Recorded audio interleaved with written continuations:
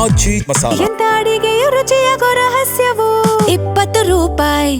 ಖಾತೆ ಟೆನ್ಷನ್ಗೆ ಬಹುತೇಕ ಹಿಂದೆ ತೆರೆ ಬೀಳೋ ಸಾಧ್ಯತೆ ಇದೆ. ದೆಹಲಿಯಲ್ಲಿ ನಡೆದಂತ ಹೈ ವೋಲ್ಟೇಜ್ ಮೀಟಿಂಗ್ ಹೈಕಮಾಂಡ್ ನಾಯಕರಿಂದ ಖಾತೆ ಹಂಚಿಕೆಯ ಬಗ್ಗೆ ಚರ್ಚೆಯಾಗಿದೆ.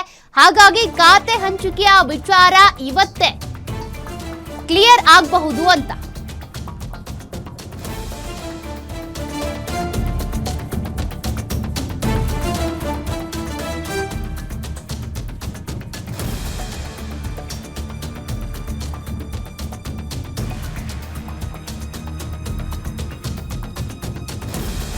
ಬೆಳಗ್ಗೆನೇ ಸಭೆ ಸೇರಿ ಖಾತೆ ಹಂಚಿಕೆಯ ಬಗ್ಗೆ ಚರ್ಚೆ ಮಾಡಿರುವಂತ ಕಾಂಗ್ರೆಸ್ ಹೈಕಮಾಂಡ್ ನಾಯಕರು ಎಐಸಿಸಿ ಅಧ್ಯಕ್ಷ ಮಲ್ಲಿಕಾರ್ಜುನ್ ಖರ್ಗೆ, ಹಾಗೆ ಪ್ರಧಾನ ಕಾರ್ಯದರ್ಶಿ ವೇಣುಗೋಪಾಲ್ ಇರಬಹುದು, ರಾಜ್ಯ ಉಸ್ತುವಾರಿ ಆಗಿರುವಂತ ರಣದೀಪ್ ಸಿಂಗ್ ಸುರ್ಜೇವಾಲಾ ಇವರೆಲ್ಲರೂ ಮೀಟಿಂಗ್ ಮಾಡಿದ್ದಾರೆ. ಸಿಎಂ ಕೊಟ್ಟ ಖಾತೆ ಹಂಚಿಕೆ ಪಟ್ಟಿಯ ಬಗ್ಗೆ ಚರ್ಚೆ ಮಾಡಿರುವಂತ ನಾಯಕರು ಚರ್ಚಿಸಿ ಖಾತೆ ಹಂಚಿಕೆ ಪಟ್ಟಿಯನ್ನ ಫೈನಲ್ ಮಾಡಲಿರುವ ವರಿಷ್ಠರು.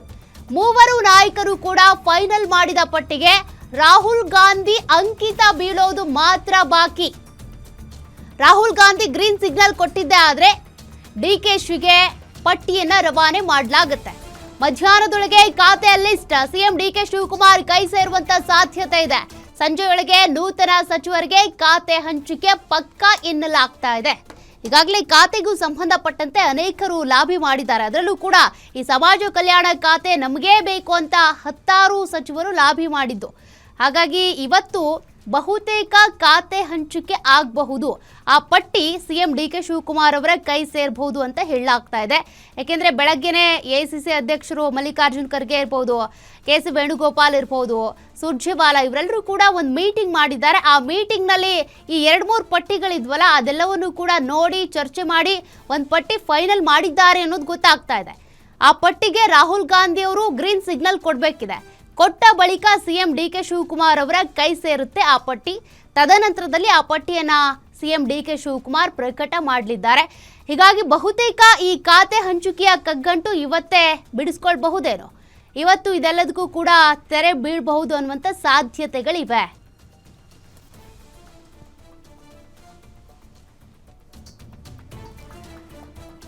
ಪ್ರಮಾಣ ವಚನ ಸ್ವೀಕರಿಸಿ ಇಷ್ಟು ದಿನಗಳಾದರೂ ಕೂಡ ಖಾತೆ ಅಂದ್ರೆ ಸಚಿವರಿಗೆ ತಮ್ಮ ಖಾತೆ ಯಾವುದು ಅನ್ನೋದೇ ಗೊತ್ತಿಲ್ಲ. ಉಳಿದಂತೆ 13 ಸಚಿವರಿಗೆ ಮಾತ್ರ ತಮ್ಮ ಖಾತೆಗಳು ಗೊತ್ತಿರೋದು ಬಿಟ್ರೆ ಅವರು ಕೂಡ ಡಬಲ್ ಜವಾಬ್ದಾರಿಗಳನ್ನ ನಿರ್ವಹಿಸ್ತಾ ಇರೋದು. ಆದ್ರೀಗ ಮೊನ್ನೆ ಅಷ್ಟೇ ಪ್ರಮಾಣ ವಚನ ಸ್ವೀಕಾರ ಮಾಡಿದ್ರಲ್ಲ 19 ಸಚಿವರು, ಅವ್ರಿಗೆ ತಮ್ಮ ಖಾತೆಗಳೇ ಗೊತ್ತಿಲ್ಲ. ಇವತ್ತಾದ್ರೂ ಆ ಖಾತೆ ಯಾರಿಗೆ ಯಾವ ಖಾತೆ ಅನ್ನೋದು ಕ್ಲಿಯರ್ ಆಗುತ್ತಾ? ಸಂಜೆ ಒಳಗೆ ಪಟ್ಟಿ ಪ್ರಕಟ ಆದ್ರೂ ಆಗ್ಬಹುದು. ಅಂದ್ರೆ ಮಧ್ಯಾಹ್ನದಷ್ಟೊತ್ತಿಗೆ ಸಿಎಂ ಡಿಕೆ ಶಿವಕುಮಾರ್ ಅವರ ಕೈ ಸೇರಬಹುದು ಪಟ್ಟಿ ಎನ್ನಲಾಗ್ತಾ ಇದೆ. ಯಾಕೆಂದ್ರೆ ರಾಹುಲ್ ಗಾಂಧಿ ಅವರು ಇದಕ್ಕೆ ಒಪ್ಪಿಗೆ ಕೊಡೋದೊಂದೇ ಬಾಕಿ ಇದೆ. ಮಲ್ಲಿಕಾರ್ಜುನ್ ಖರ್ಗೆ, ಸುರ್ಜೇವಾಲಾ, ಕೆಸಿ ವೇಣುಗೋಪಾಲ್ ಚರ್ಚೆ ಮಾಡಿ ಅಳೆದು ತೂಗಿ ಯಾರಿಗೆ ಯಾವ ಖಾತೆ ಅಂತ, ಅಂದ್ರೆ ಹಳೆ ಖಾತೆನೇ ಇದ್ದಿದ್ದೇ ಕಂಟಿನ್ಯೂ ಆಗಬಹುದಾ ಅಥವಾ ಏನಾದರೂ ಮಾರ್ಪಾಡು ಮಾಡ್ತಾರಾ, ಇಂಥವ್ರಿಗಿಂತ ಖಾತೆ ಅಂತ ಚೇಂಜಸ್ ಮಾಡಬಹುದಾ, ಇನ್ನು ಹೊಸದಾಗಿ ಯಾರು ಸಚಿವರಾಗಿದ್ದಾರೆ ಅವರಿಗೆ ಯಾವ ಖಾತೆಯನ್ನ ನಿಭಾಯಿಸೋದಕ್ಕೆ ಕೊಡಬಹುದು, ಮತ್ತೆ ಈ ಹಿಂದೆ ಅವರ ಕಾರ್ಯವೈಖರಿಯ ಬಗ್ಗೆನೂ ಕೂಡ ರಿಪೋರ್ಟ್ ಕಾರ್ಡ್ ಇತ್ತಲ್ಲ ಅದನ್ನ ಆಧಾರವಾಗಿಟ್ಕೊಂಡು ಅವೇ ಖಾತೆಗಳನ್ನ ಕಂಟಿನ್ಯೂ ಮಾಡೋ ಸಾಧ್ಯತೆನೂ ಕೂಡ ಇರುತ್ತೆ. ಹಾಗಾಗಿ ಈ ಖಾತೆ ಲೆಕ್ಕಾಚಾರಕ್ಕೆ ಸಂಬಂಧಪಟ್ಟಂತೆ ಸಾಕಷ್ಟು ಕುತೂಹಲ ಇತ್ತು ಇಲ್ಲಿವರೆಗೂ. ಈಗಲೂ ಕೂಡ ಪಟ್ಟಿ ಬಿಡುಗಡೆ ಆಗೋದ್ರ ಬಗ್ಗೆನೇ ಚಿತ್ತ ನೆಟ್ಟಿದೆ.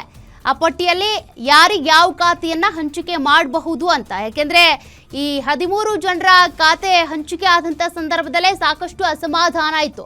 ರಾಮಲಿಂಗಾರೆಡ್ಡಿ ಅವರಂತೂ ರಾಜೀನಾಮೆ ಕೊಡೋ ಮಟ್ಟಕ್ಕೆ ಹೋಗ್ಬಿಟ್ಟಿದ್ರು. ಹಾಗಾಗಿ ಈ ಬಾರಿ ಈ 19 ಸಚಿವರ ಖಾತೆಯನ್ನ ಹಂಚಿಕೆ ಮಾಡಿದಾಗಲೂ ಕೂಡ ಅಸಮಾಧಾನ ಭುಗಿಲೇಳಬಹುದು. ಹಾಗಾಗಿ ಯಾವ ನಿಟ್ಟಿನಲ್ಲಿ ಯಾವ ಮಾನದಂಡಗಳನ್ನ ಆಧಾರವಾಗಿಟ್ಕೊಂಡು ಯಾರಿಗೆ ಯಾವ ಖಾತೆ ಅಂತೇಳಿ ಸೂಕ್ತವಾಗಿ ಹೈಕಮಾಂಡ್ ನಾಯಕರು ಹಂಚಿಕೆ ಮಾಡಬಹುದಾ ಅಂತ. ಬಟ್ ಈಗ ಏನೇ ಅಸಮಾಧಾನಗಳಾದರೂ ಕೂಡ ಸಿಎಂ ಡಿಕೆ ಶಿವಕುಮಾರ್ ಆಗಲಿ ಹೈಕಮಾಂಡ್ ನಾಯಕರಾಗಲಿ ನೀವು ರಾಜೀನಾಮೆ ಕೊಡ್ತೀರಂದ್ರೆ ಕೊಡಿ ಅನ್ನೋ ಮಟ್ಟಕ್ಕಿದ್ದಾರೆ.